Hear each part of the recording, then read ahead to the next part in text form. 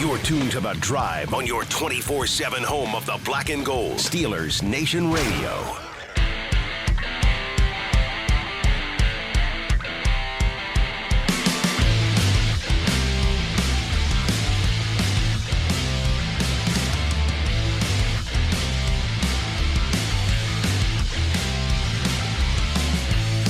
Good afternoon, Steelers Nation. It's The Drive on the Steelers Audio Network. Wes Uhler and Matt Williamson charged up on a Friday here with you as it's time to get ready for all things Steelers and Browns Sunday, 1 o'clock at Acrisure Stadium. We'll have Five Star Friday today, our NFL picks today, Steelers predictions. We got a lot to squeeze in. A lot to squeeze in, as always. Our good friend Missy Matthews is going to join us here in about 15 minutes or so. But just some of the news of the day here, Matt, to get us started on this Friday afternoon. And it's something that people have speculated plenty about. I do think it's kind of funny how much attention has been made of this. But the news is now official. Shedeur Sanders will be the backup, quarterback number 2. Oh, I didn't see that. That must have just been announced semi-recently. Okay. It was by Adam Schefter about an hour or so ago. Okay. About 45 minutes ago. Shedeur Sanders will be the backup to Dylan Gabriel on Sunday and serve as Cleveland's QB number 2, according to head coach Kevin Stefanski. It's a move I agree with now. So when Flacco got benched a couple weeks ago, there was a big hubbub of, well, why isn't Sanders the 2? You know, Gabriel's the 1. Why isn't Sanders the 2? Well, the people that do that have not been a part of a team or been to practices very much. Because especially if you're going to throw Gabriel in going into a week to prepare for Flores, first time as starter. In a different country. Oh, by the way, and it's a tough defense, but it doesn't even matter. I mean, you could play the easiest defense in the league in your backyard. It's still a rookie's first start. He should take every snap during the week. He's getting 99.9% of that pie during practice. As much as he can digest, yes. I want him getting ready for the game. Thus, the number 2 gets none or next to it. Now, who would you rather have get none, Flacco or another rookie? Obviously, Flacco. Totally makes sense. Right. And that's actually protecting Sanders. Let's say Gabriel in England gets hurt on the second series. You throw Shedeur in there who hasn't practiced, he's going to look terrible. Terrible. And the whole world's going to crush him, and you're going to lose, and you're not going to have – I mean, there's nothing to gain by it. Now, you have Zappy, but Zappy versus Flacco in terms of being around the block and all that is still night and day. Big difference, yeah. Now you give – and Gabriel's at least started a game. This is totally up to Stefanski, of course, but maybe Sanders gets 25% of the reps during the week, you know. And maybe he looks really good and does a series with the ones. Maybe. I mean, I'm stretching it. But, okay, let's see what – and you don't make it look like a competition. There's clearly a 1. It's not like camp, like, okay, you're throwing to Judy now. Sure. You're throwing to Judy now. I mean, you make the team know who the 1 is. But he's at least getting some of that pie. He's at least getting involved. Some work and some preparation. So some Browns people or people in the know that I've been chatting with over the last couple of days kind of said one of the reasons they got rid of Flacco is they were feeling like Sanders was getting disengaged as the 3. You know, okay. I'm not involved with the team. I'm running scouts. He's got an ego like everyone else and probably more than some. And so let's get him more engaged, more involved by getting the other guy out of the way too. You know, which is part of the problem when they devise this whole plan. Pickett, Flacco, 2 rookies. The pie's not big enough to use all these guys. Only got 8 slices of pizza. How much are these guys going to eat? Right. Like my freshman year at Pitt Johnstown, I roomed with 2 wrestlers who I didn't know, but they ended up being great guys. They'd come home from practice. We'd order like 2 pizzas, and there wasn't enough to go around. It was like those guys just were devouring machines, you know. And that's how Shedeur's been, you know. Like, hey man, you know, I've chipped in my third. I'd like a couple slices here. Right. I'm a big guy too, you know. So I think that makes all the sense in the world, you know, now. Now I think is the right time. Yeah. Again, that is laid out perfectly. It does make all the sense in the world. That's kind of the minutia that a lot of people don't think about when they just see Joe Flacco will remain QB2 and Shedeur QB3.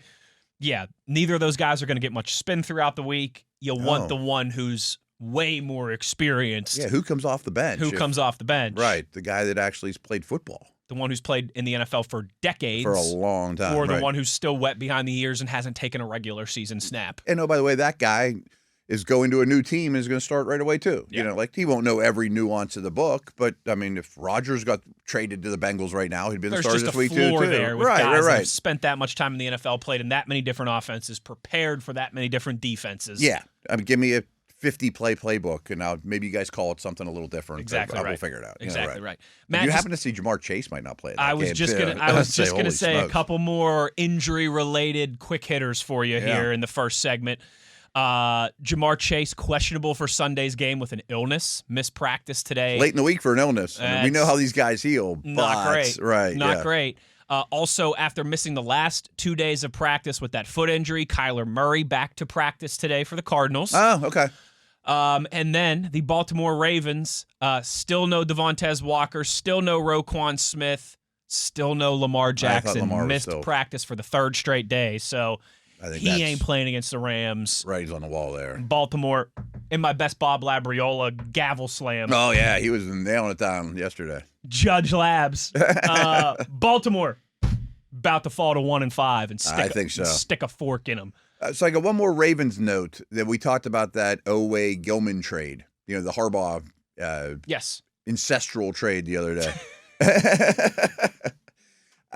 What I think they're trying to do, and I understand a little better now, and I still think they could be in the market for a defensive lineman still. If they're going to save their season, they need help up front. But I think what they're trying to do, and I've heard some people close to the team say this, let's get great on the back end because we don't have any pass rushers that can win 1-versus-1 consistently anyway, and we're just going to blitz like crazy. Yes. You know, okay, we're just going to bring people from everywhere. Kyle Hamilton, linebackers, whatever. So we'll get good on the back end with safeties and corners we trust and try it differently because we don't have any pass rushers. So even though we got rid of an okay one, we're going to bring 5 and 6 guys all the time. You got to do something different. Right. Just don't do the definition of insanity thing at this point, I guess. But I think that's kind of it. Yeah. I think in the next couple weeks here, we're going to see the trade market really pick up because after another week or two, for some of these teams, it's going to be undeniable that, all right, we're not going anywhere this year. We might as well start, stockpiling some capital and looking towards the future. Yeah. And for some other teams, it's going to be like this road is getting narrow pretty quick. Like, it's getting late quick here for us, and we got to win some games, and we need some help. Yeah, I think I've fallen for this before, but I think the trade deadline will be maybe the busiest one in history. Yeah, I mean, at least early, like now to the trade deadline, or last week to the trade deadline. Yeah. In-season trades, we'll just call it that. Because who knows when exactly they pop. But I could see a lot of teams. Raiders, a lot of one-win teams right now, that are clearly it's going to be over in another week or two. If you want Jeffrey Simmons bad enough, or Quinnen Williams, or Kamara, or Jeffrey Simmons has been outstanding this year. He's been so good. Right, he goes to a contender. He might find himself in that Defensive Player of the Year conversation. I almost linked him to Baltimore just now too. Like, I mean, you made some moves. Like, go get Simmons. It'd be a great move for them. As much as I would hate to see it, because I think he's one of maybe the most underrated defensive linemen in the league. He's phenomenal. Because he plays on a team that nobody watches, is never on national TV. Right. He's phenomenal. Right. Matt, last night on national TV, I guess not. Amazon Prime count as national TV? I guess. I don't think so. You can watch it from anywhere in the nation. In 2025, it probably does. How about the New York Football Giants? 34-17 over the Eagles. Bad night to be a Philly fan last night. Bad. Oh, Flyers lose too. And Flyers lost. Phillies or what? Yeah. Phillies an error in the bottom of the 11th inning to end their season against the Dodgers. Oh, that's so sad. So sad. And then the Eagles get boat raced. Yeah, by their division rival, the New York Giants. A rough night to be across the Commonwealth there in Philadelphia. Hate to see it. Eagles fall to 4-2. Giants move to 2-4. Wow. I mean, I didn't see that coming. I took the Giants plus 7.5, but I did not take them to win. I didn't think it. I know a lot of people were predicting some Eagles blowout, and I didn't think that was going to be the case. But man, they are maybe starting to unravel a little bit. There's some issues there. Yeah, and I might as well get this out of the way because I've been taking I did 2 other shows today that are more national stuff. They're not just and I've been getting some arrows from Giants fans. Hey, it's a great win. You guys should be super thrilled. Why? Because you're not a big Jackson Dart guy? Is that why? I've had a little bit too much of Dart and Scatterby, to be honest. I mean, they're okay, but you can't say anything slightly derogatory about. Kind of like either. Will Howard in that regard, but on a bigger, they more national don't walk level. on water. I mean, Scatterby is fun to root for, and he runs so hard. I wish he was a Steeler. Don't get me wrong, but he's not O'Marion Hampton or Genty or Judkins. I mean, this is what he's going to do forever, and it's fine. Yes. And he's going to be a complimentary piece, and he's fun to root for.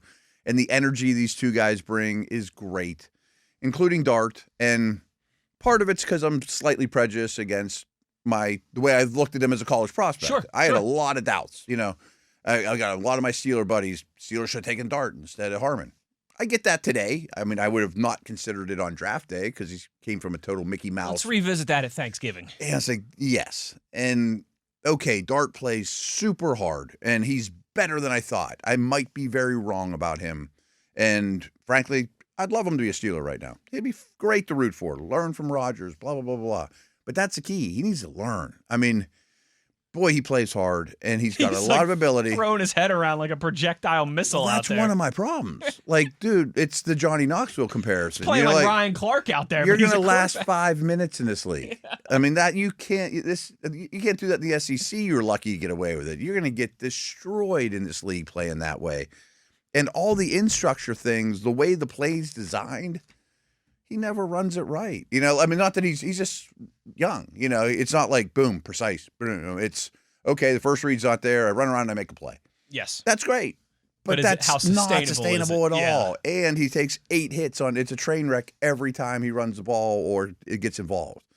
So let's just not get ahead of ourselves on him, you know? I understand the enthusiasm. There should be great enthusiasm. They're fun to watch. Especially because it's New York. And that's the thing. It's a massive market team. This happens in every sport. Sure. You get a little bit more credit than probably you should because you're New York. His coaches lose his mind when Russell Wilson has to throw one pass. Yeah. He's yelling at doctors, get him back in there. I don't care. You know, like, what are we doing here? He's not the second coming. There's rhyme to the reason. I get it.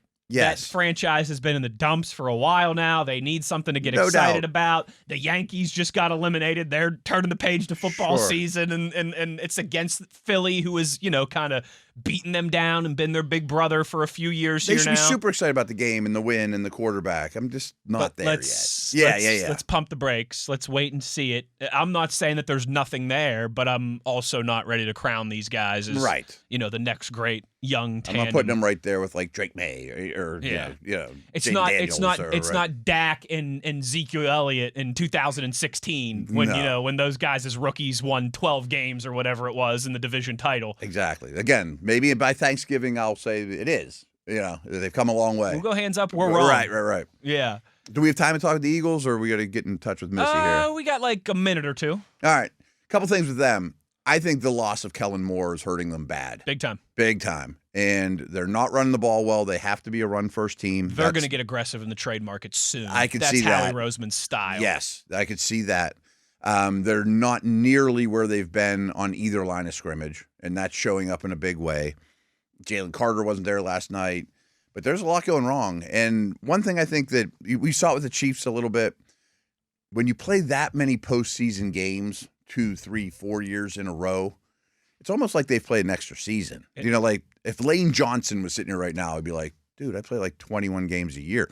It's the same thing that happened to the Pens a decade ago when they were going back to back. The same thing that's happened to the Florida Panthers, who have gone to 3 straight Stanley Cups right now. It has to be massively true in hockey. I mean, because the postseason's so grueling in and hockey, those two, I just know for the Penguins specifically, because obviously we're in Pittsburgh. I'm a Penguins fan.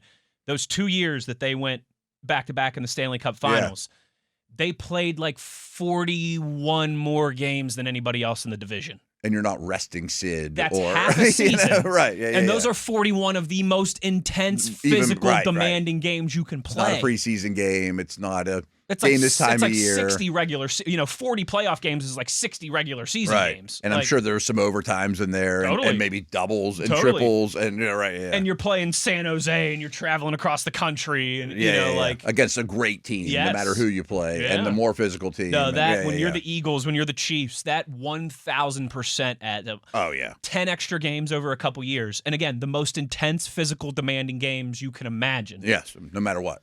And pretty kind of like not just physically demanding, but also like just the kind of like emotional and pressure side of it as Right, well, right, to right. the most pressure-packed games, like career-defining legacy games. And all your buddies that you're playing against are on their couch or resting or Right. in Malibu or whatever they're doing. They're not playing games and they're healing. Exactly Your right. off season starts later too. We talked about that a ton with Will Howard as well. I mean, he played football into late January. Most of those guys for 4 weeks were getting ready for the combine and healing, while he's playing Tennessee and Oregon and Texas. Some of those guys went right to the Senior Bowl like 2 days later. Right.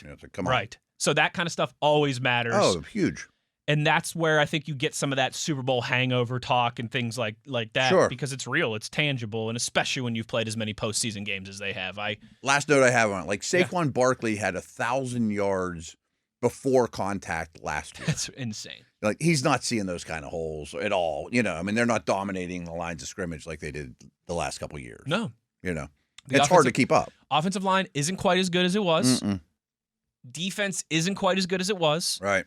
And I think coordinator issue and I was Hurts going to is being say, exposed like, their a little playmakers too. Right. on offense have taken. I think Devonta Smith is still, but I think he's playing as well as ever. Yeah. But the rest of them have kind of taken a little bit of a step back. Brown has. And Barkley looks a little not quite the same. Yeah. And you're 4-2. I mean, the sky is not falling. Right. But I It's also time think to worry a little though. It's again a proverbial, like, this is a thing that you see in hockey and I think in baseball a lot all the time too, where you play a lot more games. Like, we're gonna make a trade just to shake things up. Yeah, Get everybody's attention in the locker room, new energy, new voices. I think that's what Flacco trade is for the Bengals. 100%. Yeah, right. Different extent than the Eagles. Here. Right, That's yeah. one. They're to, saving like, a season to as save opposed a season, to whereas jump-starting one. And again, as you know this, anybody who's dialed into the NFL knows this. I spent 3 years in Philly working around and for the Eagles organization. Howie Roseman isn't going to sit on his hands and just well, we have a Super Bowl hangover. Okay. No, Trey Hendrickson could end up there. Yes, right. Something big like that. In fact, I would even expect that for the Eagles to happen here in the next week or two, because that's just the style of franchise that they've been since 2018 when Chip Kelly was out and Howie Roseman got power, and it's worked. They've been to 3 Super Bowls in that time and won 2 of them. And the owner's like, do whatever you want. And Jeffrey Lurie is like, rightfully so. Here you go, Howie. Here's all the money you want. Here's the keys to the Lamborghini. Just don't spin out. Keep us going. Right. Yeah. We got to get to our first break. We will have more around the league in hour number 2. We'll go through our gambit of NFL picks as always. But our friend Missy Matthews is going to join us on the other side. We'll get all her thoughts on the Steelers returning home to Acrisure for the first time in about a month. Yeah, that's weird. And what is always a intense AFC North battle, first AFC North clash for the Steelers this season. All of that and more with our friend Double M, Missy Matthews, on the other side. Wes Uhler and Matt Williamson. It's The Drive on Steelers Nation Radio on the Steelers Audio Network.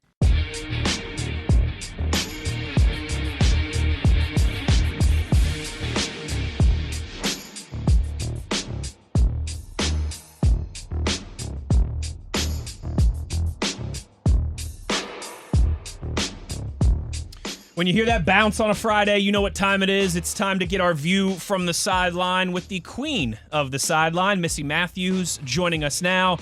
Missy, thank you so much for the time. Plenty that we want to discuss with you. It is Steelers-Browns back home at Acrisure for the first time in what feels like forever. First AFC North clash of the season for the Steelers. And Missy, on Thursdays, Matt and I kind of dig into his numbers and his Matt stats, and he had laid out some TJ Watt and Myles Garrett stuff that was, like, I think shocking, but also not surprising at the same time. These two, since they were drafted, lead the league in sacks. I don't think that surprises anybody. But the next closest, Danielle Hunter, is over 20 sacks behind both of those guys. Yeah, right. It's crazy how much, drafted the same year and kind of opposite ends of the first round, in the same division, playing each other 2 times a year. I mean, TJ versus Myles, while they're never on the field at the same time, like, this is always a huge storyline, and I think rightfully so, anytime these two teams meet. And Missy, you take it even further. You're on the field with these guys. You think they feel each other's presence in these games? Oh, 1,000%. Okay. 1,000%. I can tell you just from knowing Cam and TJ and hearing them talk on the bench, even, after the game, they pay attention to their sacks. I think it was even Cam was joking that Keanu Benton could have had more sacks, but TJ sometimes steals them, like they pay attention to those little things for sure. And it was funny. J.J. Watt, obviously TJ's brother, was on Pat McAfee this week, and they were kind of like, "So, dude, like, you're calling another Steelers game? That's kind of weird." And he's like, "Yeah, I it keeps happening. I think this is our third game with that crew." And he's like, "I'm not going to lie, though, guys. Like, I literally get to watch TJ and Myles Garrett, like, two premier guys, not go at it, but do what they do best on a field and talk about it. Like, how cool is that for me?" And when he kind of said that, you're like, yeah, you know what? We are kind of spoiled. We see this usually twice a year, knock on wood, when both guys are healthy, mainly knocking on wood for TJ staying healthy. But I do love the comparison. Even when you go through the game notes from the Steelers that Michael from the Steelers PR team does, there's always the category for Browns week of like, TJ has 17 sacks against the Browns. Myles Garrett only has 13 against the Steelers. Like, I love that pettiness and just the comparison. And it is, people in Pittsburgh are Team TJ and everyone in Cleveland is Team Myles. And I get it. So obviously Garrett is one of the big keys, but Missy, the two of us and Rob King do a video for Steelers.com every week previewing, some keys we have for the game. What's something else that stands out to you for the Steelers this week? I mean, stopping the run for sure. Yeah. Because then I think it goes into making a rookie quarterback making his second NFL start very uncomfortable when you don't have that safety blanket, and it makes you one-dimensional, and it might make you make some really bad decisions for a team that loves to take the ball away. And hopefully for the Steelers' case, that's something that they're able to do. And I think, Derek Harmon is getting more comfortable the more and more he's playing. We saw him for the first time limited snaps in terms of the New England game. So things are starting to come together for the defense. Obviously, you would love to have your full complement, and they have yet to be able to do that. But you will have TJ Watt, Alex Highsmith, and Nick Herbig, it sounds like, on the field at the same time for the first time this season. And that's good. We've seen them use the three outside linebackers before, but also to have the three of those guys to rotate through and to make the tackles for the Browns miserable, I'm all for it. Maybe similar conversation, Missy. Feels like against a Browns defense that is very stout, very stingy, I think particularly in the run game. Feels like, coming off of the Steelers' most encouraging performance in that department, 99 yards, over 5 yards per carry for Kenneth Gainwell in Dublin against the Vikings. Now it sounds like Jaylen Warren is all in the clear and ready to go. This would be a big week for that run game to take another step forward and build off of their last performance. Absolutely. It sure would. But at the same time, I am all for what I feel like Arthur Smith and Aaron Rodgers in this offense have done, which is very much so tailor their game plan to the opponent. And I think, it is a very good run defense, as you said. It's AFC North football. So it's like everybody wants to run the ball. Everybody wants to stop the run.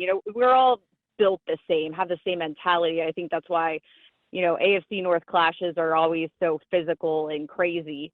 But I do think that, especially with Jaylen Warren being full and back, I would love to see them run the ball against this defense, give them, some confidence. Like the O-line was feeling themselves in Dublin in that Vikings game, like you could see that the excitement on their faces, Mason McCormick and them were signaling first downs. They just had a little pep in their step.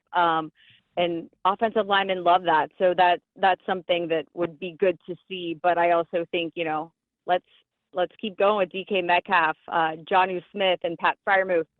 Get them more involved, and it will be interesting to see what happens without Calvin Austin, because it doesn't appear like he's going to be ready to go. Yeah, I was going to ask you about Austin. How do you think they fill in for him? Do they just go directly to Miller? Do they try to boost up Wilson? I've been asking everyone we have on, and I just don't have a great solution. Yeah, I don't know for sure. I mean, my natural instinct is Scotty Miller. Yeah. And that's nothing against Roman Wilson, but like, that's kind of how it went in Dublin when he got hurt. Yeah, like Yeah. he's been there, he's done that. I remember the last preseason game in Carolina, Scotty had one of those crazy games, and obviously he had to play because there was a number of guys not playing. But when I interviewed Aaron Rodgers in the second half, I asked him about Scotty, and he, just went off and was so complimentary about the type of player he is, the type of teammate he is. We all remember, how he was talking about in training camp, how he remembered that touchdown that he had when he was with the Bucks against the Packers in the NFC Championship when Tom Brady was there. It's just, the whole thing. And I do feel like Scotty Miller he's an Arthur Smith type of guy too. To me, that makes the most sense. But I also think like you have these really big tight ends that can catch. So I'm not sure of the solution, Matt. That actually might be the most interesting thing to see how that pans out on Sunday. Not that there's not a lot of things, but that is the one where you're kind of like, all right, Calvin really did, solidify that role and do some really great things in the first 4 games. Steelers sideline reporter, queen, easy for me to say, queen of the sideline, Missy Matthews, with us here on the drive on a Friday. Missy, you have obviously been with the team for a long time. You spend more time around the team and the facilities and the sidelines, all that, obviously, than the average person. I know it's not like you're in the meeting rooms or anything, but another number that Matt kind of brought to the forefront yesterday that, raised my eyebrows a little bit in a good way. This is Mike Tomlin's 19th year as the head coach of the Pittsburgh Steelers, which is just insane when you say it out loud. He is, in his previous 18 years, 14-4 off of the bye week. That Stole is my question. That's what I was about to ask her. Great minds think alike. And it's, it's not that he's 4-1 off of a bye week. I mean, that is a large sample size at 14-4. Any peel behind the curtain of like, what is the secret sauce? How has he had so much success out of the bye week in his near 2 decades as the Steelers head coach? Yeah, that's a great question too, because I told Pomp that he should have asked him that for his TV show this week, and he didn't. But it's okay. I will say too, it's a unique stat, as you said. It's a large sample size, but like your bye week is different every year. You know what I mean? Like they've had early ones before, they've had late ones, middle. So it's like there's not a consistent thing to it, but I do think he takes care of his players, of the guys. And it was, the players knew that if they got that win in Dublin against the Vikings, that they were not going to have a ton of practices leading in. And I think it is just like the regiment that they always go through. They love a bonus Monday. They would rather give players off like Thursday, Friday, Saturday, Sunday, regroup, come back Monday instead of, maybe doing an extra day and having Monday off. They live and breathe by this routine. And it has been consistent, trust me, the entire time that I've covered the Steelers, which now feels like a really long time. I mean, other than, some changes to the strength and conditioning staffs in terms of those things. But I'm telling you, that schedule, like we are wheels up the same time every week, as you guys know. If it's a West Coast trip, it's a 9:00 wheels up, it changes. I just think the consistency, and it's probably just how he's able to regroup them. And Broderick Jones, I was telling Max and Rob earlier, I was laughing when he said earlier this week that, when Mike Tomlin talks, it's like it's your dad. So you like stand up and you're like at attention and you listen. And he does just have that commanding voice. It's like, even if he's down the hallway and I hear him, I am almost like, okay, what's happening? Like you're like, should I be listening? Should I not hear this? Because he doesn't have a whisper voice. He doesn't have a quiet voice. But it's something about, I think, keeping the routine and his way somehow of being the same person, no matter if it's after a loss, after a win, after an injury. It's very rarely will he let the personal emotions seep into the football side of him. Last thing I got for you, Missy, is do you think the Spencer Anderson eligibility package is here to stay? Well, I mean, I think it should, right? I do too. He's kind of like the new Zach Banner. And I think even, when Arthur Smith was talking about how the type of athlete he is, his basketball background and how that plays into it, like, you're like, okay, no, this absolutely makes sense. This wasn't just a one-off. Now, are they going to be able to do it all the time? Because, again, that's an extra body that's on the field that takes away from some of these other weapons you have. No, but it's kind of like one of those things, if it's not broke, you don't have to fix it. So in that Vikings game, it kept working. So why would you not continue doing it? Sure. So I think we're going to see it. It'll be interesting to see how much, as the games, we still have a long bit of the season left, which doesn't seem possible, but also very possible at the same time. Just so you know, Missy, when Anderson and Mount Washington are out there together, Matt and I have dubbed it the corned beef package. All right, we brought that one home from Ireland, and you're welcome to tuck that in the back pocket for later use anytime you want. Missy, real quick before we let you go, we know now that Shedeur Sanders will be the Browns QB number 2 on Sunday at Acrisure Stadium.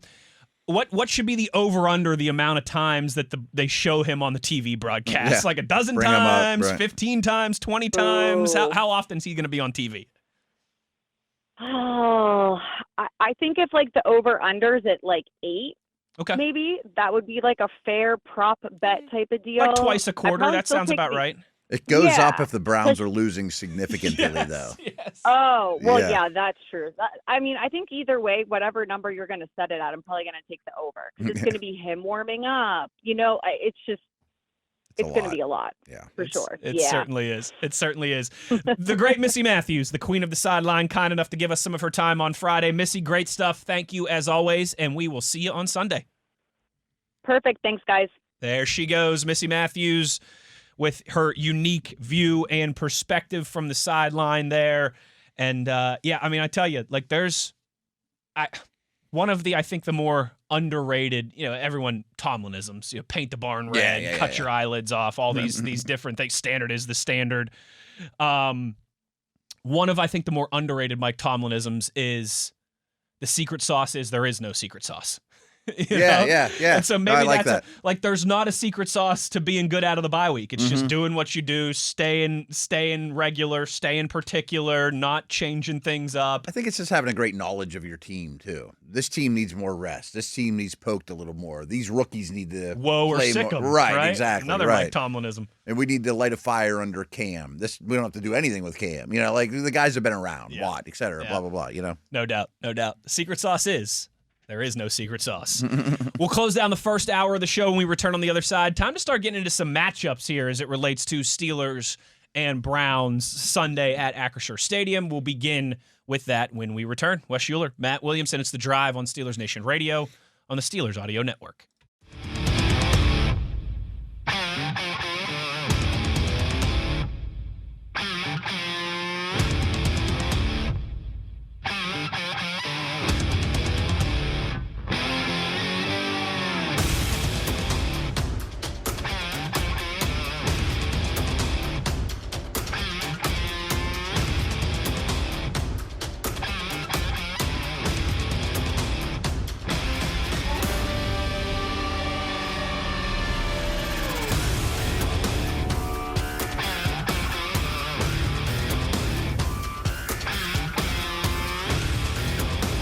Five-star matchup because we're in.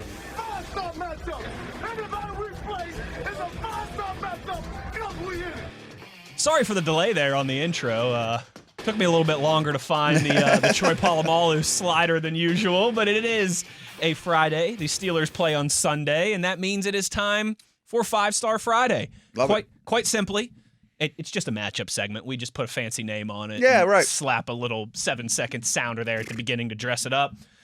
Matt, this is probably one of those pre-production things that I should have asked you before, we went back on air, but You'll quickly realize you don't have to ask me. exactly We'll right. figure it out. Little free-form jazz. Right. You want to start Steelers offense, Browns defense, or vice versa? Take it and run with it, dude. You got the puck. All right, let's begin with the Steelers offense here because I think just there's more intrigue on this matchup versus a very good Browns defense I would say. than probably the other way around. Agreed. And I feel like if we're starting More of a challenge. More of a challenge. Yeah, yes. yeah. If we're starting a 5-star Friday and we're focusing on the Browns defense versus the Steelers offense, it's the low-hanging fruit, but it's the truth. Like, it's got to start with Myles Garrett and how they go about slowing him down. Yeah, and whoever, they'll move Garrett around, but I do think, I mean, it's not like he goes in motion, though. You know what I mean? Like, he's going to line up at left or right. You know, like, so I've gotten a lot of questions. You know, we were kind of mentioning it with Missy, too. Like, well, when they bring out Anderson and Washington and align them to one side, maybe this game you put them on each end. And I think that's a fine idea, don't get me wrong. But you could put both of them on the right.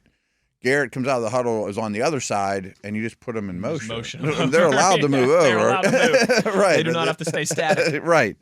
And that's not the only way they'll combat that. But I definitely think Washington, with or without Anderson, is going to get his hands on Garrett a lot. Yes. I mean, you want 4 hands on him on every snap. Yes. Yeah. Yes. That makes a ton of sense. And then there's a very real trickle-down effect there. That's the problem, is you don't want the other 3 to all have one-on-ones all the time. The other 3 are not superstars of his ilk, but they're good players as well, too. They're playing well. Big part of that is the attention that Myles Garrett commands. Sure. But they're taking advantage of it. There's almost like a chicken or egg thing there. Is like, you don't want to cue too much on Myles because then those guys are going to feast, but you don't want to cue too much on those guys because then Myles is going to feast. And it's more than just 3 guys. It's like 6 of them that rotate in, and they're always fresh, and, you know. Yes, and who is, of those guys, who's kind of, after Myles Garrett, who's the most worrisome to you? I would say Sunday? Malik Collins. Okay. I loved him coming out of school. Really talented, but he's had an up and down career. He's had stints where it's like, whoa, he looks great, and then you don't hear from him for a year. Well, he's in one of those stints where he looks great. You know, I mean, he's just making a lot of plays, abusing a lot of one-on-one matchups. Outside shoulder of the guard type of up the field type of dude. He's gonna cause problems, run and pass game. I mean, this team has a lot of tackles for loss in the run game too, especially Garrett. Yeah. But they get upfield, they're penetrating. They are not a sit on your heels front at all. No, they want to play downhill. They want to play aggressive. They want to get after you. They get off the ball. They sure do. Sure do, and it's one of the more talented defensive fronts in the league. Playing like it, performing like it to this point. I think that's where the conversation starts with the Browns defense, but that's certainly not where it ends. No. Without a doubt, is they've got some talented linebackers, particularly Schlesinger, the rookie, who's having an outstanding start to his career. Yeah, I think he'd be Defensive Rookie of the Year right now. You know, I mean, I know we had that conversation earlier this week Wednesday, or yesterday or whatever, I forget what it was.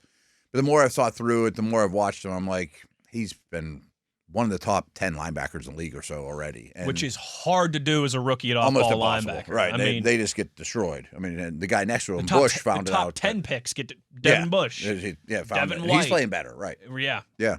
No, but Schlesinger is a really, really good player. Every down guy. They found a dude. You know, there's no question. The one thing I did want to throw out there, and we talked about the cornerback trade for them, I assume that they're just going to throw him right in the mix because he's basically a man coverage corner. And they're pretty static. They're not super, you know, they don't throw a ton at you. You're not dropping him into the Flores defense. No, right. So I think he'll probably come up, line up, and play man the opposite ward, you know. But you got to test him at least. I mean, at least he's not playing with the same people as we did a couple of days ago. You know? Absolutely. And that's another kind of bummer that it doesn't seem like Calvin Austin is going, you know, barring a miracle, isn't going to play. I don't love him being out of this game. I don't either. I think I was talking to Pursuta on last night's show we did together, and he's right. And what he said was Calvin Austin isn't as good as Jalen Ramsey. We all know that. But I'd rather have Austin than Ramsey than this game. Yes, I would think too. It's a no-brainer. Yeah, exactly. And that's not a knock on Jalen Ramsey at all. No. It's just on how you would like to attack this Browns defense that plays a lot of single high, likes to stack the box. Next week against the Bengals, I'd pick Ramsey. You know, but yeah. You know, because again, this is, I mean, we should talk about these matchups too from the Steelers' offensive perspective. For all the great that DK Metcalf is, he's not necessarily a man-on-man, one-on-one, downfield, beat you type guy. That's not his bread and butter. You'd like to stretch this defense. Yeah, because you're going to see single high. That'd be a lot easier to do if you had Calvin Austin out there. Agreed. And even just getting guys out of the box. I mean, this defense is not timid about playing heavier boxes, you know. They're dedicated to stopping the run with a lot of bodies that attack downhill, like you said. And they trust their secondary. I mean, Delpit's a really good safety as well. The whole secondary is quite good. But you are getting them in a week when it's a little more in flux than it's been, you know? Yes. You know? Yes. That's a real interesting wrinkle when we're kind of focusing on this aspect of the game. Steelers offense versus the Browns defense is what can you get from your receivers not named DK? Yeah, I think it's huge. Because that could be the X factor in winning comfortably. I say air quotes comfortably by 10 points, 13 points, versus having to kind of scrape one out and grip your seat tight and play it down to the wire. Because I think another thing that might happen is, Missy mentioned it, we've mentioned it throughout the week, okay, you got to keep that run game momentum going. But I don't know that you will. This might not be the week. This might not be the hardest week for it. The best run defense in the league, heavy boxes, great players. We talked about Schlesinger, Garrett, et cetera, et cetera. And the Steelers might be looking at it like, okay, we're happy with our run game last week, but this team isn't great against the short, quick passing game. And we got this Rodgers guy, and we might just not scrap the run, but we might just line of scrimmage Freiermuth for 3 and get whatever you can for that. Warren out of the backfield. Yeah. Metcalf on a slant. He might throw the ball a lot. He might. Yeah. Close to 40 times. Wouldn't surprise me. Right. Not at all. Like if you're going to give me heavy boxes and single high, I'm checking to a pass all day long. And he's going to do what he wants to line. That's one of the things that Aaron Rodgers does so well. With that in mind, yes or no, for the second straight week, second straight game, because it was a bye week. You get it. For the second straight game, will Darnell Washington lead the Steelers eligibles in snap count? No, it'll be Metcalf. I think he'll lead the tight ends, which he did it comfortably last week. And he had a few more than Metcalf in that game. Right. Not a lot. I think maybe just 2 or 3 more snaps than Metcalf. But you're right. He was number one. He was number one of the skill position guys. I think he'll be on the field an awful lot, though, to your point, and usually near Garrett. Yeah. Yeah, no matter what else is going on. Yeah, usually near Garrett. A lot of 12 personnel against this defense. Yeah, I think so, too, especially with Austin out. I mean, maybe even more 13 than we've seen. Like, I thought their 13 percentage, like if we were chatting in camp and you told me their 13 percentage on October 10th is what it is now, I'd have been like, oh, I would have thought higher. Yeah. It's high, but it's not way more than everyone else in the league. It was like close to 10% of the time last year, wasn't it? I think, which was over 10's a ton for 13. Oh, big time. Yeah. Even if you're like 8-9%, that's towards the top of the league. It wouldn't blow me away if it's 15, 16, 17, particularly in this game without Austin, and try to get mismatched. Helps you in the run game. Yeah. Mismatches, leak one, like we talked about, short passing game, using those guys for 4, 5, 6 yard gains. Get it out quick. Get it out quick. You still have a physicality to you. And he is playing better, but I promise you they're going to challenge Bush. 100% better. Why would you not? They know him extremely well, and it's been a while since he's been here, but he's also undersized, And while Schlesinger's playing well, he's still a rookie who's played 5 NFL games. How many snaps against 13 has he had in his career? Not many.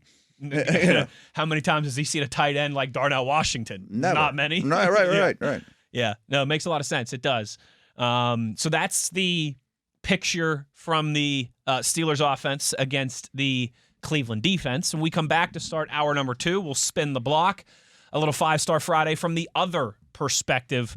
What will it look like when the Steelers defense lines up against that Browns offense? We'll talk about that and more in hour number 2 when we return. Wes Uhler, Matt Williamson. It's The Drive on Steelers Nation Radio on the Steelers Audio Network.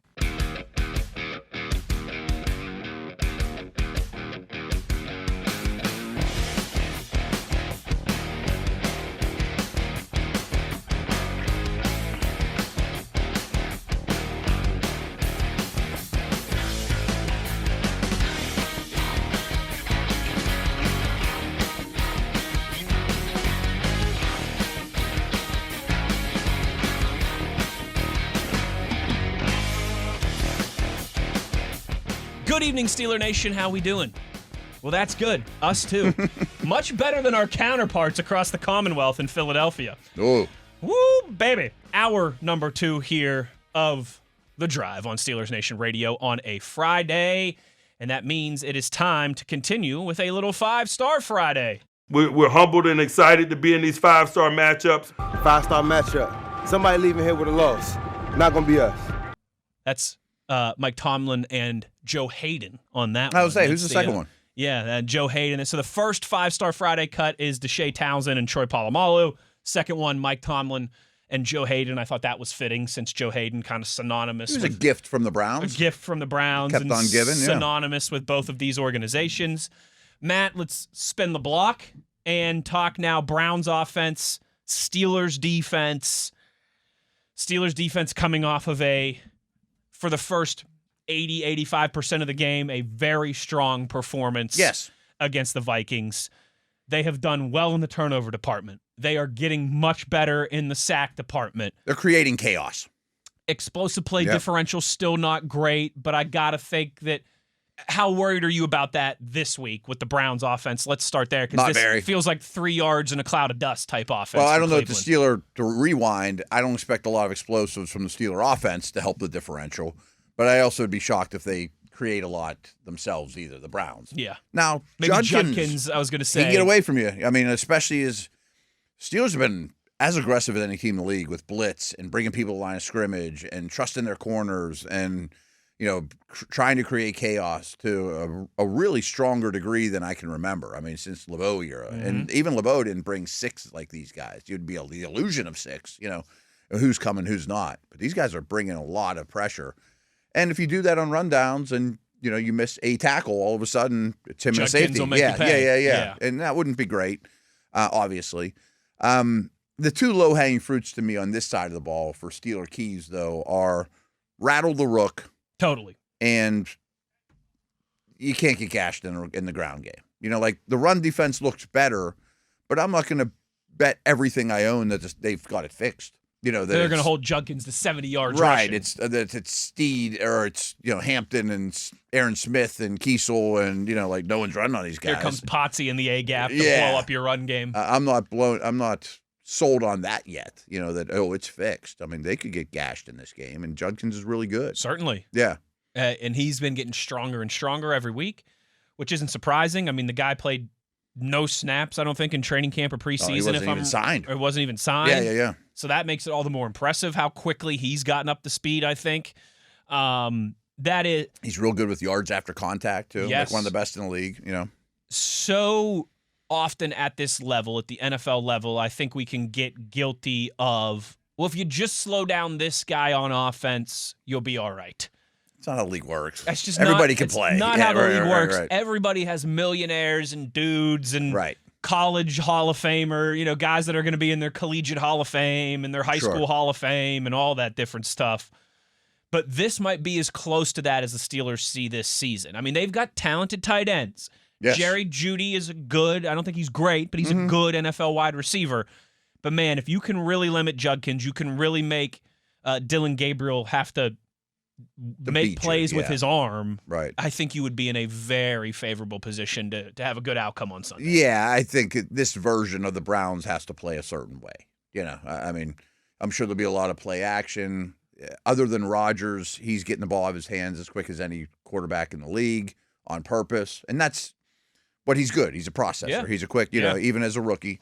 As you kind of alluded to, very tight end centric passing game in England, and I expect it to be the same. Njoku's their most reliable guy. He did a lot of that when he was at Auburn and Oregon as well too. Yeah. Or sorry, I'm Bo Nix at Oregon and Oklahoma as he's well Oklahoma for that, Gabriel. Yeah. They have an infatuation with Fannin that I don't quite understand, but I mean he's a unique chess piece. I mean that they manufacture a lot of touches for him, easy throws. He is willing to throw in the middle of the field, but I also think the Steelers will bat down 1.5. It should be the line, and passes batted down at the line of scrimmage. I mean, he is short, and the Steelers are the best in the league at it. And if he's thrown over the middle of the field, I mean, he's going to have some issues there. He's just not very impressive physically. Yeah, I mean, he's smaller. No, he's 5'11". Yeah. On a good day. Yeah, he's 5'11", and his arm is very average. He's a good athlete. He's not a special athlete. He's not Kyler, Yes. As a little guy. I forgot he spent time at UCF as well. So Did he? 2 years at UCF. Sorry, 3. He's old, yeah. 3 years at UCF, 2 years at Oklahoma, and then his last year at Oregon. Replacing Nix. Okay. Yes, who he was the one who came from Auburn to Oregon. Right. That's why I Right. was getting that.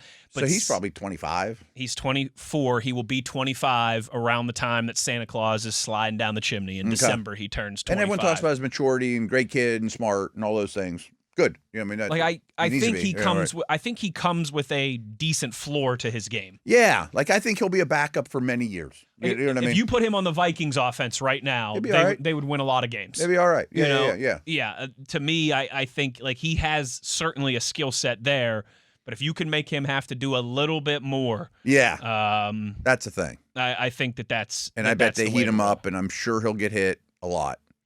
Now, can he make you pay when he's getting hit or the ones he doesn't? I have some issues. 'Cause I don't love his receivers either. No, absolutely. Like we Because said, that's Judy is okay, but after that, it's. And I actually think Judy's okay. Yeah, I think he's one of the more overrated receivers in the league, to be honest with you. And they ask him to be like a on the line of scrimmage Metcalf Pickens guy, and he really should probably be a Z. He should probably be a complimentary piece.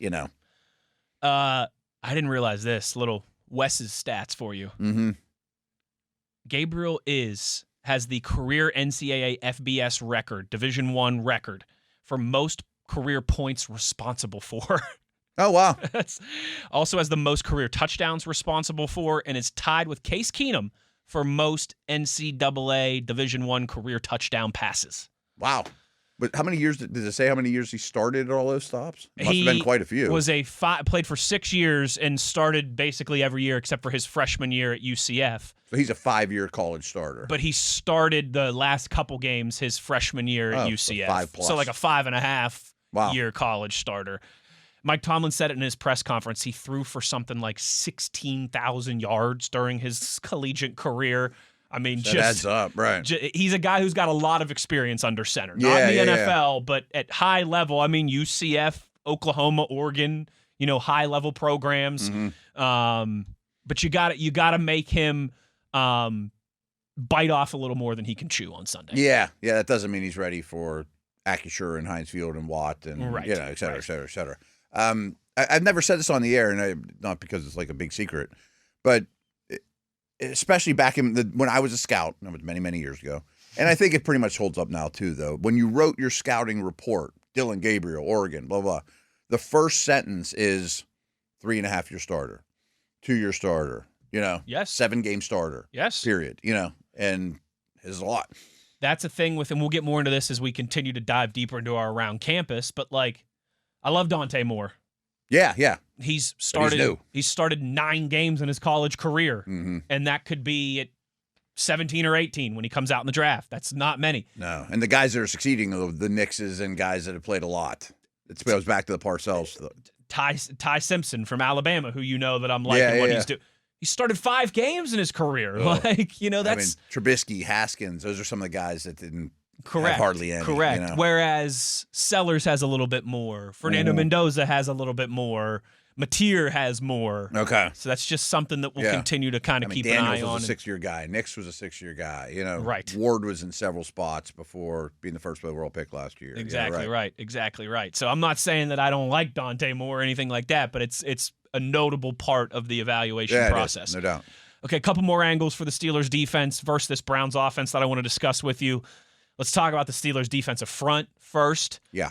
I think they had one of their better performances against the Vikings. Granted, a Vikings offensive line that went into that game missing a key guard and then early lost O'Neal, their right tackle. And Kelly. Yeah, and Kelly as well, too. That's right. This Browns offensive line is not beat up like that. They are really struggling at the left tackle position, however. Huge way. Who's in line to potentially feast on that Steelers defensive front? Well, for the last 5-ish years, the Browns have had one of the best set of guards in the league. No question about it. The center position's never been bad, but the guards have been the foundation of this line. That 2020 year where they beat the Steelers in the wild card game, the COVID year, I mean, they had a very good offensive line in Nick Chubb. That was their recipe for success. Right, and that's why I killed them for not drafting the line this year, because you understood the value of it just recently. It's still a good group of guards, Bitonio and Teller. But they're on hole number 14 of an 18, and they're not what they used to be. They can see the clubhouse off in the distance. And Cam's had success against them in the past too, and there is a familiarity there. But I would think you're going to try to run up the middle a lot. Judkins is a good interior runner, and that's the strength of your O-line. And with a short quarterback, your interior protection is going to be stressed more than ever. I mean, it's going to be harder for him to step up in the pocket. You don't want him to step up, as a shorter guy. Yes. Like, for example, I loved when Drew Brees was with the Saints. They dedicated more resources to guard center guard by far than any team in the league because Drew Brees is short. If Sean Payton was sitting there because Drew Brees is short.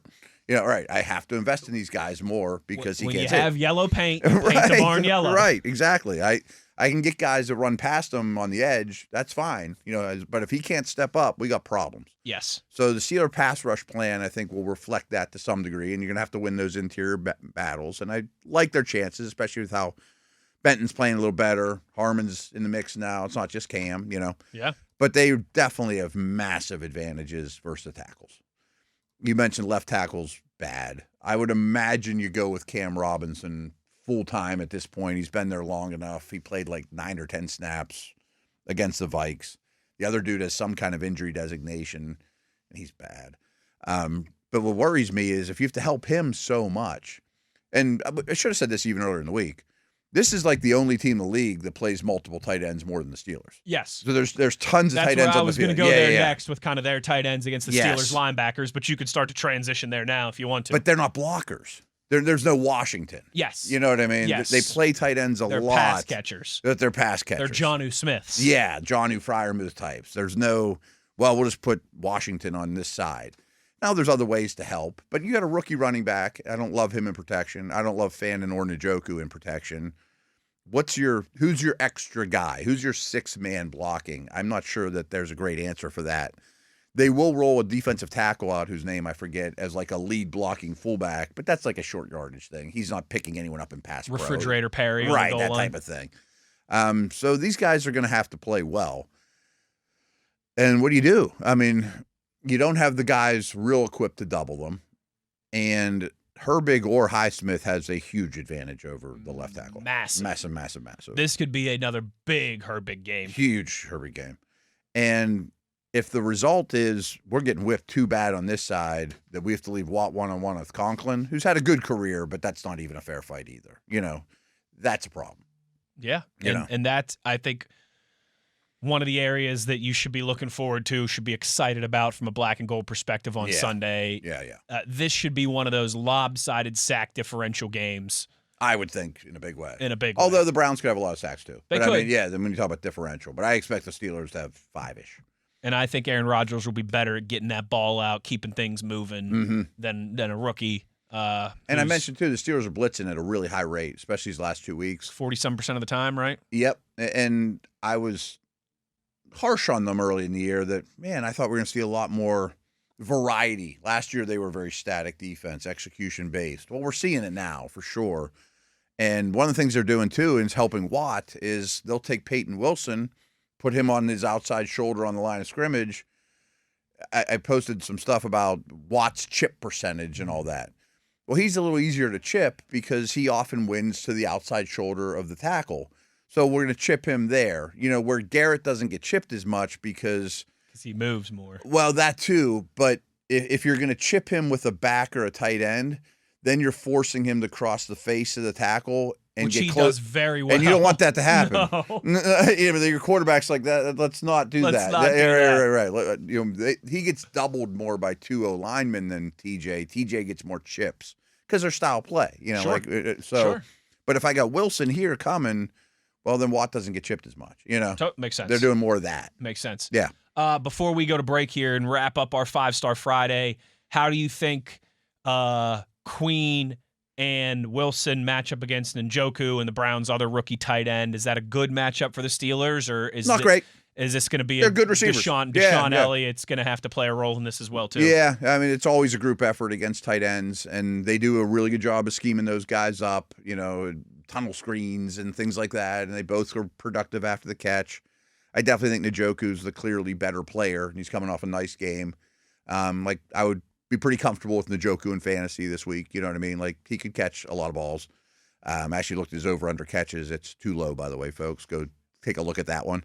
But in the end, if the tight ends combine for 10 catches for 99 yards and a touchdown, does that break your heart? It's not like Justin Jefferson ripping your heart out, and Addison with an 81-yarder. You know what I mean? Yes. It's still a long, hard process. Right. But I think they'll be successful, especially in Njoku. They'll make some hay. Yeah. They'll catch balls. Just don't let them go off. Yeah. They can make a couple plays, but just don't let them, start to take anything over or really create mismatches there. I think that makes a lot of sense. There is your 5-Star Friday matchup reviews for the Steelers and the Browns, both sides of the ball there. We're going to get to break. When we come back, Matt, it's time to run the gauntlet. It's time to run the gambit of games across the NFL. We'll give, our typical 30 to 60-second thoughts on each of the other games around the league before, of course, picking and predicting Steelers and Browns. So plenty more to get to in our last two segments. Wes Uhler, Matt Williamson. It is The Drive on Steelers Nation Radio on the Steelers Audio Network.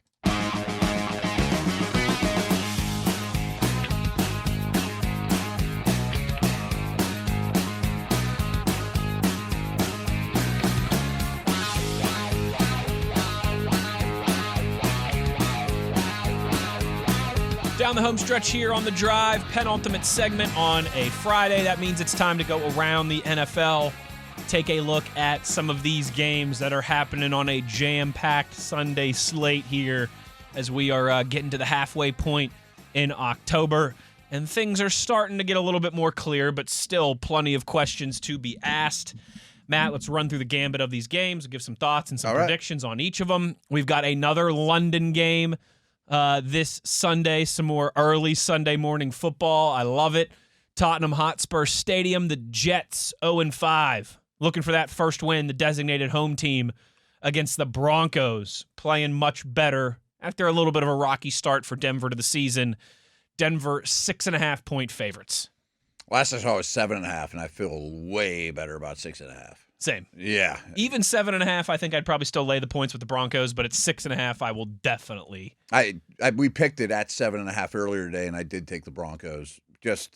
It's hard to get behind the Jets right now, and I think a rookie head coach, especially compared to a Sean Payton, Tomlin, Harbaugh, overseas. I mean, we were just there. It's a different environment. It's not these guys are such creatures of habit. First-time head coach dealing with that over there and that defense. I don't like it. And I'm not picking on Justin Fields. I think I've mentioned this on here before. Every game he's started in his career, if the opponent, which he has nothing to do, scores 20 points or more, he's over. He's never won any. 26. 0-26. Is it that many? Wow. It's a big sample I knew size. it was over 20, but wow. Yeah. That's not a great indicator. No, it's not. It's not. And the Jets D is allowing 20 regularly. Yes, they are. Yeah. Yes, they are. And the Broncos, again, it's starting. Bo Nix is playing better. It's starting to come together. I think they're for for them. real. I do too. Yeah. And they might flex those muscles over there across the pond in London and beat up on the Jets. But I will definitely lay the 6.5. And good lines travel, and they have good lines. Yeah, 100%. The Colts, the upstart Colts at home against the struggling Cardinals. Does look like Kyler Murray is in line to play, though, if you're kind of reading some of the injury reports from today. This one a little surprising to me. Indianapolis, only a 6.5-point favorite. It's still one of my favorites of the week, though. Is it? The Colts. And I know how this league goes is right when you trust a team that levels up, you get slapped down a little bit. Totally. I just don't have any faith in Arizona right now. I'm getting a lot of bad mojo out of that offense. I think Kyler kind of is what he is. The coaching staff might hit a wall. They don't have any running backs. They don't have a running back. They handed the game to the Titans last week in several ways. And I'm just in on the Colts. Kind of like the Denver. I think they're both for real. I think the Colts are for real. I think the Cardinals are slipping and coming back to earth, or maybe even lower than that after that 2-0 start. I would like this a lot more if it was 5.5 or 4.5, certainly. Sure. But I think I'm still with you. I'm going to lay the points with Indianapolis and take them to win by at least a touchdown at home, where they've been very good as well, too, the Colts. Yeah. At Lucas Oil Stadium there in fabulous downtown Indianapolis, one of our favorite cities to go to. We spent some time there, yeah. We spend a little bit of time there. I'm actually, so they're here, I think it's the first weekend in November the Colts are here. Okay. I owe some of their broadcast guys a good time Saturday night in Pittsburgh. Really? Like, Okay. we might have to. I might have to rope you into that. We might have Okay. to. We might have to go out and do some Show 'em the town. some ballyhooing with the Colts guys. As they've been such generous hosts to us in Indianapolis plenty of times, and they're a good. They got a good crew, a good group of broadcasters there that we get to holler at the combine every single year. I go on the air with them every year. Yep. Dolphins at home, struggling, hanging on for dear life. There's some really long road trips this week. This is one of them. This is one of them. Yeah. Chargers against the Dolphins. The Chargers, remember, they just did one of these long road trips 2 weeks ago when they played the Giants Didn't go great. on a 1 o'clock game, and it did not go great.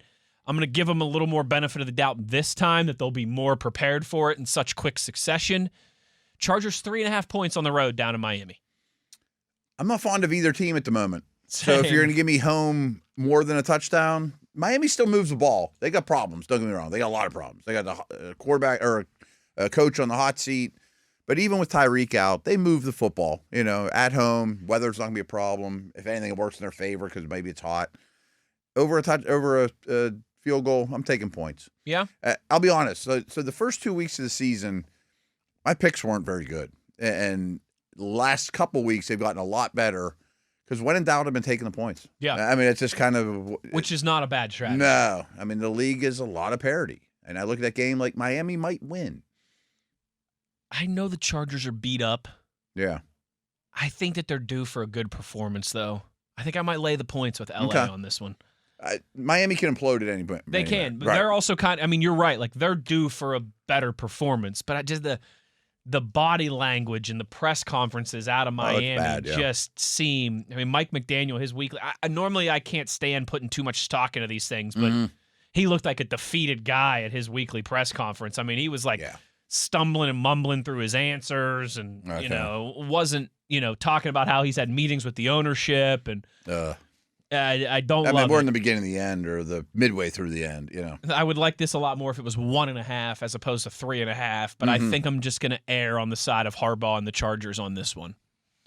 Saints at home against the Patriots, who are feeling really good about themselves. That one, a 1 o'clock game there at the Superdome in New Orleans. New England, 3.5 point road favorite. You said it, and I'm going to say this about the Jags too. Feeling really good about yourself isn't always a good thing. No, it's not. Like, oh, we just beat the Bills. We're here to stay. Saints are nothing. Now we we'll gotta go on roll the road. those guys. That place is going to be loud. They're a well-coached team. I think they win, but I'm just saying they better not be smelling themselves too much thinking they don't stink. Like, they still got a lot of work to do as an organization to learn how to win this league. Same with Jacksonville. Got another tight game this week. We beat the Bills. We beat these the Chiefs. Doesn't mean you're out of the woods. I'll take the points.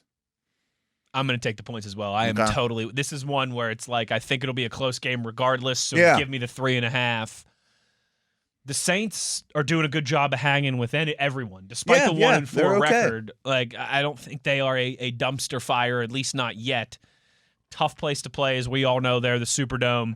Patriots maybe feeling a little too good about themselves after that big win in Buffalo. Yeah. Give me the Saints plus 3.5. Even if they lose, I think they'll still find a way to cover. Yeah, I don't think they'll get blown out. Panthers 2-3 at home against the Cowboys, the 2-1 Cowboys. We know that the Cowboys can score a lot of points and give up a lot of points. The Panthers have been weird to evaluate so far. Yeah, They've had a they're couple very really uneven. strong performances. Yeah. They've had a couple terrible performances. Bryce Young is tough to get a beat on. Dallas, we got another road favorite, another home dog. Dallas, a 3.5 point favorite in Charlotte.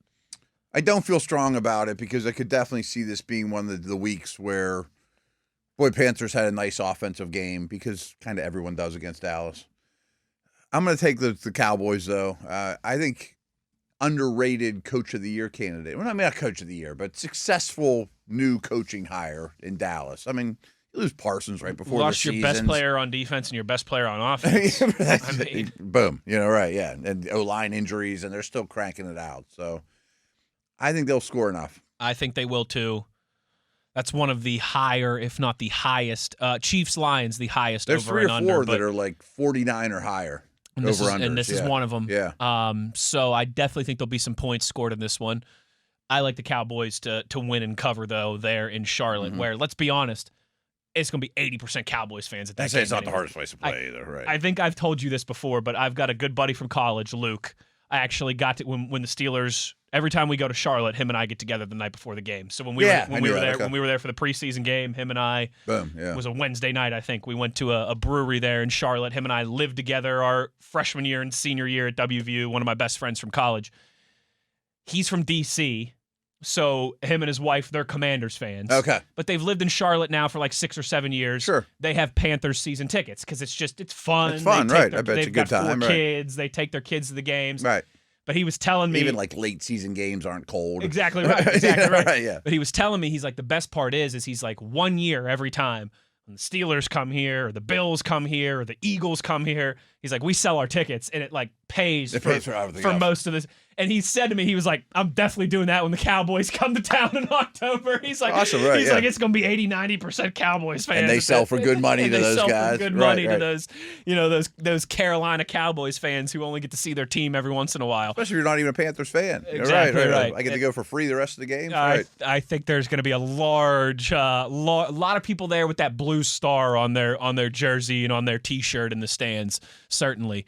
Another team that is feeling good about themselves is certainly the Jacksonville Jaguars. This, to me, Matt, one of the games of the week. Like if I could only watch one other game across the NFL besides the Steelers, okay, it would be Chiefs-Lions, but this might be number 2. You've got the Seahawks going to Jacksonville. Another far trip. A Seahawks team that is, I think we both agree, one of the better teams in the NFL, legit, but they are 3-2 and certainly aren't going to want to fall to 3-3 and be behind the Rams and be behind the Niners. Jags team 4-1, 3-0 at home off that big win on Monday night against the Chiefs. Seattle a slight favorite, 1.5 points there in Florida. Yeah, and I like the Hawks. And I kind of spilled the beans before that I think the Jags and Patriots are in similar situations. You win a big primetime game against a monster organization. I think Seattle, like if we were power ranking them, Seattle would be a tier ahead of Jacksonville. Both are out kicking their coverage this year. But sometimes there's this, I like my analytics, and this has nothing to do with analytics or logic. It's just the Jags don't look like a 5-1 team to me. This doesn't smell right. I agree with you on that. I think they are moving in the right direction. Yeah. I think they are better than we all thought they'd be. But yeah, I don't see a 5-1 team there in Jacksonville. And hey, if they did, I think I'll start believing. Sure. This would be a big win. I'm gonna lay the 1.5 with Seattle for them to win 3 or 4 points. They win one there in Jacksonville. The Seahawks do. Defense is good. Matt, a game that a lot of Steelers fans will be keeping an eye on. It is the 1-4 and almost cooked Baltimore Ravens at home against the Rams. I know. Lamar didn't practice, and he's not going to play. Similar thing last week. I think Houston was a 5.5 or a 6.5 point favorite going into Baltimore. We never see that. The Rams are. This is a West Coast team coming to the East Coast for a 1:00 game. Yeah. Again, that's like a 30% win percentage in the 21st century. Let alone in Baltimore. 7.5 point favorites the Rams are. When was the last time that the Ravens were more than a touchdown dog at home? Oh, that's crazy to see. But I think this is an easy. I'll lay the 7.5 with the Rams. I think the Ravens are going to get blown out again. I should say the same thing. I still think it's an easy pick. Easy. I mean, the Rams are really good. They're really well coached. I can see Ravens Nation being unhappy and not. I mean, tough environment. I told you go back and watch that game last week against Houston. Yeah, and they turned on them quick. It looks like a spring training game. Oh yeah, I mean, there's nobody even there. There's no one. They all left. I mean, they were there at the start, but at halftime they all left. This is miserable. I'm not hanging around. I think it could get ugly there at M&T Bank Stadium in Baltimore. Yes. There could be a lot of boo birds. That one could be over at halftime. Yep. I don't know who they go their bye after this, Baltimore, and I don't know who that next game is out of the bye. I want to say it's the Bears. It doesn't even matter. That's kind of my point. Is it doesn't matter. It is the Bears. Yes. I'm going to pick the Ravens in that game, but I'm picking them to get blown out in this one. Yeah, they are in a bad spot, and it's not getting any easier with a Rams team that is ticked off that they let one get away against the Niners, and a Rams team that hasn't played since Thursday, so has a little bit of extra time to rest up and prepare for this one as well, too. You may have seen. I'm not even going to say it. I'm going to save it for next segment. But my phone just had a little something light up that's good news for the Steelers. Oh, yeah? Yeah. We'll talk about it next segment when we make the picks. I like that. Yep. I like that. A couple more here to get to before we will get to that news and the Steelers-Browns predictions. Talk about struggling. The Raiders are struggling. These might be the worst two teams in the league. Might be the worst two I teams hate that in they're the playing league. each other because I wanted to bet against both of them no matter what the line is. But if there is going to be a get-right game for the Raiders, this is it. They've got the Titans coming to town. 3.5-point favorites. I figured they'd be favorited, but 3.5? I think I'm still going to lay the points with the Raiders because I do think that they have to play better than they have. And if it's going to happen, it has to be this week. But I don't love it. I don't love laying 3.5 with Vegas. I've had success when two teams I don't want to bet on play each other. Take the points. Just take the points. Over a touch. I just don't know if the Raiders should be 3.5 favorites over anyone. So that's enough for me. It should be probably more like 1.5. Yeah. They're just not good. I mean, the Jets might be better than both these teams. I mean, if the Cardinals don't gift them that win, they're still last in every power rank. Yeah. They didn't play great. Totally. The biggest spread of the week and one of the bigger spreads you'll see. I don't think it's big enough. This season is at Lambeau Field. The Packers coming off a bye week as well. They're hosting the Bengals. 14.5-point favorites are Green Bay. That's a big number. I didn't know it was over 14. 14.5. That's a big number. I'll take the Bengals and a backdoor late cover. Although, do you see Chase might not play? We talked about that. Chase might not play. He's ill. I don't know. I wouldn't touch it, but I know, and I can see Arthur Moat shaking his head at me because the Packers blew out the Lions at home. The Packers blew out the Commanders at home. Much better teams than the Bengals. Flacco's will get sacked a lot. The Packers, I think, are rightfully so. They went into their bye week ticked off about their prior two performances. Yeah, there's something bad loss to Cleveland, bad tie to Dallas. I think the Packers are ready to remind everybody that they're one of the best teams in the NFC. I'm going to lay the 14.5 with Green Bay. I hate doing that. I think that's the biggest number I've ever laid before. Very reluctantly going to take the points. Okay. I think the Bengals are a terrible team. But maybe it jumpstarts them enough that Flacco throws a touchdown at the end and they lose by 13 instead of 20. That's what I think's going to happen. Yeah. Like, I know if I put bucks on the Packers, that's what's going to happen. Exactly. Right. It'll be a bad beat for Green Bay. It'll be 27-3, and then before you know it, it's like 27-17, and no one's even watching anymore. And it's like, oh, I lost. Bucks, the 4-1 Bucks. This is another, man, there's some good games weekend. The 4-1 Bucks host the 4-1 Niners. Another lot of West Coast teams making far trips to the East Coast. Tampa Bay, 3.5-point favorites at home. They just announced no Evans, no Godwin. Ooh. That's a lot of firepower. Now, Ibuka's good. And is Irving back, or is he still going to be out? That I don't know. Okay. I don't know. It's a good question. That's a big number. But I think the Niners are a little bit of a fugazi. I think so, too. Yeah, and this is a tough road trip. I'm a believer in the Bucks. I don't love the number. Wish it was 2.5 instead of 3.5, but I think they win. I'm going to take the Bucks. I'm with you. Okay. A little reluctantly, but I'm gonna err on the side of Baker in that Bucks team. It sounds like Purdy's not playing either, by the way. They're still really bad. Gutsy performance last Thursday against the Rams to get it done. Yeah. I don't know if they're going to do that. Mac Jones is better than the average starter, that's for sure, yeah. I don't know if they're going to do that back-to-back weeks, though. In Tampa, Yeah, I'm with you. I'll lay the points, the 3.5 with the Bucks. Finally, Sunday Night Football. Man, this is a big one for Kansas City at home against the Lions. Lions 4 straight impressive victories after that disappointing opener at Lambeau Field. The Chiefs have continued to be back and forth. They lost a close one on Monday night. Matt, if they lose this, they'd fall to 2-4, and all of a sudden they'd be in some real trouble. It's kind of like that Jacksonville logic of they're just not a 2-4 team. They're not. Kansas City 2.5-point favorites at home. I do think that that's a perfect spread. Okay. I think it's a little high. Because I do think the Lions are the better team. I agree. And they beat teams bad, and they have fewer weaknesses. If it was even, if it was a pick 'em, I think I'd take the Chiefs. I expect them to squeak one out, but they also let the bad taste in my mouth lose to Jacksonville. I thought they were going to win that game. Same. I'll take the points. If you're going to be the better team and points, I think I'll take them. I said to you, I think it was a couple weeks ago when the Chiefs were underdogs at home against the Eagles. They're like, I'm going to take Mahomes and Andy Reid in points every single time. Yeah. They're a 2.5-point favorite. Different story. I think I'm going to take this Lions team in points every single time. Yeah, it's too. kind of the same logic. Like they're too good to be getting points. I could flip a coin and convince myself either way on this one. Me too. This is just sit back and enjoy. I'm gonna take the Lions plus 2.5 though. I just like getting the point. Kansas City could win like 28-27, and it wouldn't surprise me. Not one bit. I'm gonna take the points with the Lions. I'm gonna get a team that's won 4 in a row, and I'm getting points with them. Yeah, I'll take that. Yeah, they're I'll playing take as well that as all anyone. day. They sure are. Yeah. That season opener at Lambeau was not good for them, but they have been very good and impressive since then. Extremely.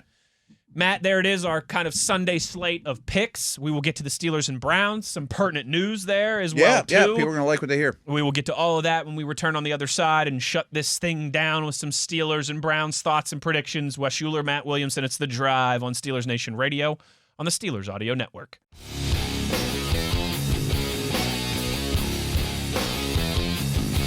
Final segment of the Friday, final segment of the week. It is time to get into our Steelers picks and predictions. But, Matt, before we do that, some pretty encouraging news on the Steelers injury front.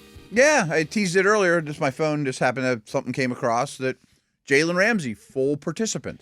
Jalen Ramsey, full practice participant today and is officially listed as questionable. Okay. Not out, way better than I not expected. Doubtful, way better. Right. Than we expected. Now, Calvin Austin has been ruled out already. No practice for him this week. Yeah. I think that's what we expected. Yes, I thought both would be today. But good, encouraging news for Jalen Ramsey, and no designation for Jalen Warren or for Joey Porter or for Alex Highsmith. Highsmith I didn't look at. Okay. As well. Now, that doesn't mean he won't be on some type of a snap count, pitch count potentially, but he's playing.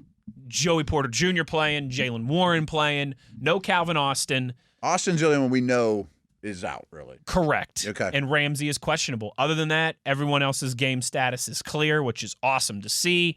For the Browns, mostly good news for them as well, too. You know, we talked about how Myles Garrett had been dealing with that ankle all week. He was a full participant today. Mm-hmm. Only one for Cleveland with an injury status, and he's ruled as out, is Mike Hall Jr., the defensive tackle. Okay. Rotational guy, talented player, but they're okay. Like, as you mentioned, they got 5 or 6 guys in that defensive front. So for them, they're in pretty good shape. Yeah. I think one that they can stomach, certainly. So both teams, I think, in pretty good shape heading into this one. Matt, the Steelers at home for just the second time this season, a 6.5-point favorite in a game that only has an over-under of 38 points, by far the lowest over-under, the only one this week that is under 41.5 points. Steelers able to win by a touchdown or more at home? 6.5's a lot for that low of an over-under. I mean, it's hard to cover. Yes. You know, with that big of a spread. I mean, the implied total would be like 23-17 or something like that. Yeah, what's the over-under again? Right? That math's always hard. No, for me. sorry, that would be way more. I'm off. What's the over-under? The over-under is 38.5. 38.5. If the Steelers win by 7, we should be able to figure this out. We should. We're not very good at this. 21-14. 21-14 there you is. Go. Yeah. That kind still of like gets your us. implied. That your still only implied gets score. us to 35. That gets us to 35. Jeez. 20-17. No, but then it's got to be a 6.5. You got to be closer to. We should just rewind this whole segment. Rewind this whole segment. Right. TV strike this from the record. Matt, I'm going 23-16 Steelers is my prediction. Okay. So just a slight cover for the Browns at 6.5. Which would be and a 23-6. Wait, no, sorry. That'd be 39 total. That'd be a 7-point win for the Steelers. I think you nailed it. Right. I think I nailed it. Yeah! Total accident. Should have just gone with that at the first place. That was a total accident by you, accident. too. Right. That's 23-16. Weird so one. You're thinking just like Vegas. I'm thinking just like Vegas, baby. I have Steelers. Learn to think as those around you. There you learn. What's the exact? Learn to think like those around you think? Yeah. Is that that's the Godfather one? I'm going 17-13 Steelers. Okay. The spread's a little big for the Browns defense. But I hate, for a Browns perspective, that they're coming off the game that they were with a rookie quarterback on the road and all, Tomlin after a bye and, first game in a long time at Acusure. Steeler Nation's going to be lubed up and Steeler pass rush. There's a lot of things to like. And frankly, it wouldn't blow me away if we come in here Monday and be like, Steelers won 23-10 and it really was never close in the second half. Yeah. They just controlled things. I could absolutely see that and they beat the number. But I think it's a little high for their defense, considering how good the Browns' defense is. So you're going 17-13. 17-13. I'll go 23-16 Steelers. The real kicker of all this is what kind of shape are they in after a trip out of the country just on Sunday and then going back. Mentally and physically and just emotionally.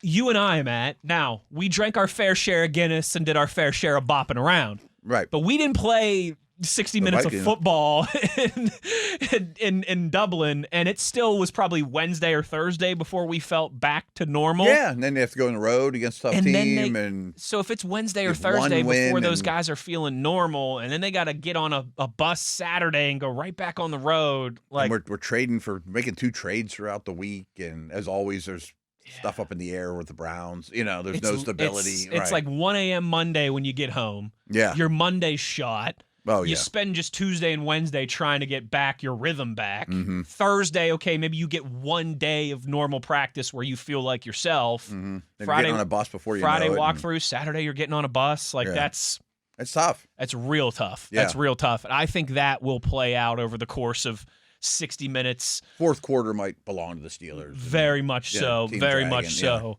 Yeah. And I think you're right. I think, listen, it rarely plays out. These AFC North games are so infrequently blowouts on either end. It doesn't matter who's playing who's good, who's bad.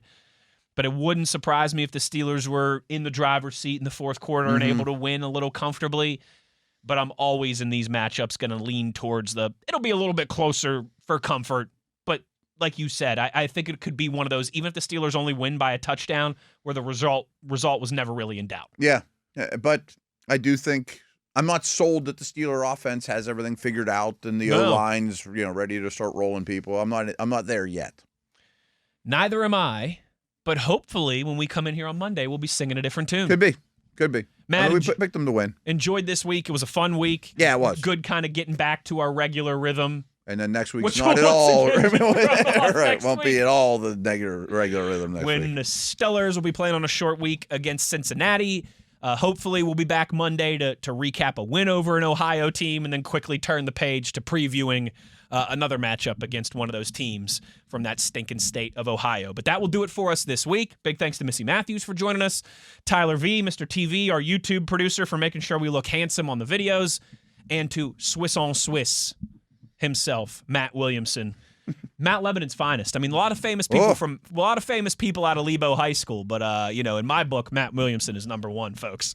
Over Crowley and shirtless. Absolutely. And Joe Manganiello and Dave Filoni. Oh yeah, and Dave Filoni was a good street hockey goalie, man. We used to play together all the time. Yeah, that's awesome. Hey, big Patrick Waugh guy. Mark Cuban's a pretty good one. Mark Cuban. I knew there was big. I knew there was a big name that I was forgetting. Yeah, Mark Cuban. That guy's done all right for himself. Yeah, I think. yeah. I do always love it. Like every time you see Star Wars accounts, like on social media, when they post pictures of like the sets and stuff. Okay. There's always Dave Filoni in the background, like wearing a Penguins hat. Nice. A Penguins hoodie or something. And I'm always like, yeah. Yeah, we played a lot of street hockey together. There's our Yinzer Prince doing the thing for Star Wars. That's awesome. You guys played some street hockey together. I love it. Dude, he'd get dressed at home, hop out of the car, fully dressed in his goalie gear. Just ready to go. With his Patrick Waugh jersey on. Right. Montreal Canadiens. His brother would drive him, right, yeah. Habs he was the jersey. best goalie we played with, and he'd come out of the car ready. I mean, we'd all get dressed there. I mean, you'd bring your pads, right. That is one of those goofy hockey things. Some of the kids don't like to get dressed in the locker room. They got to do it at home and then hop out of the car. And that's great, though. Funny story. Everybody enjoy the weekend. Take care. We will be back to break it all down for you on Monday. As always, you know where to find us. It's on your 24/7 home of the black and gold. It's Steelers Nation Radio on the Steelers Audio Network.